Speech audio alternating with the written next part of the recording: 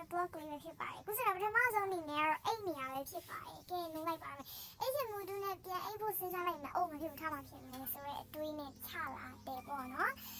ဒီနေ့ကတော့ဓာတ်ပုံသားရိုက်ဖို့အတွက်စိတ်ကူထားပါရှင်အဲ့ဒီတော့ကြောင့်ညနာတော့တက်ပဲပေါ့နော်โอเคညနာတက်တဲ့နေရာရောက်လာပြီညနာတက်မယ်ကိုကြည့်ပြီးတော့စဉ်းစားနေရတာပေါ့ဒီနေ့ကို office နဲ့ like မယ်ဆိုကြကိုစဉ်းစားနေရပါတယ်အားလည်းမျက်နှာစားတက်လိုက်ပါရဲ့မျက်နှာတက်နေပါတယ်ဒီနေ့ဒီနေ့ဘယ်လို post session ပေးရမလဲဘယ်လို office နဲ့ဘယ်လို like မဲ့ office ပေးရမလဲဆိုတာကိုပဲစဉ်းစားနေရပါတယ်ပေါ့နော်ကဲ sorry အဲ့ဒါတက်တော့ပါရှင်အဲ့တော့ပြီးတော့အဝတ်စားသွားလိုက်မယ်ပေါ့နော်အဲ့ဒါနဲ့ပဲအိတ်ခမ်းထဲကိုပြန်သွားမယ်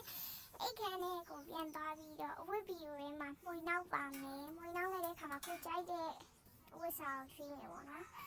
အဲ့ဒါနဲ့အစရုံးကဝန်းမယ်ဆိုပြီးတော့ရွှေ့လိုက်ချကတခြားပေါ့နော်အမအစားဒါနဲ့ဆောင်းတဲ့ office ကြီးကတိတ်မလာလို့ဆိုပြီးတော့နည်းနည်းပြောင်းလိုက်ပါတယ်ပေါ့နော်အဲ့ဒါနေပြီးတော့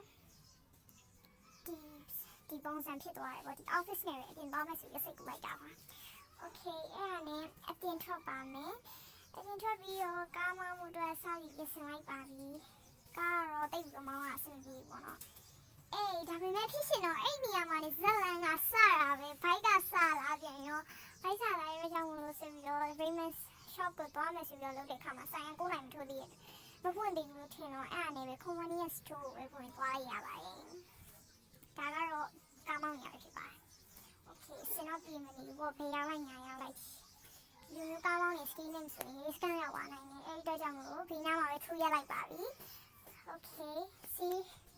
စီလာရောက်ပါပြီဆိုတော့ကဝင်ရမယ်ဆိုတာကြည့်ပါမယ်ပေါ့နော်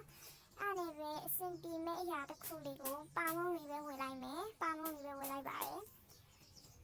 okay အခုမှပဲအဆင်ပြေသွားတော့ဒီနေရာရောက်မှပဲစားမယ်ဆိုပြီးတော့ပဲဆုံးဖြတ်လိုက်ပါတယ်နောက်တစ်ပိုင်းစောင့်နေပါနော်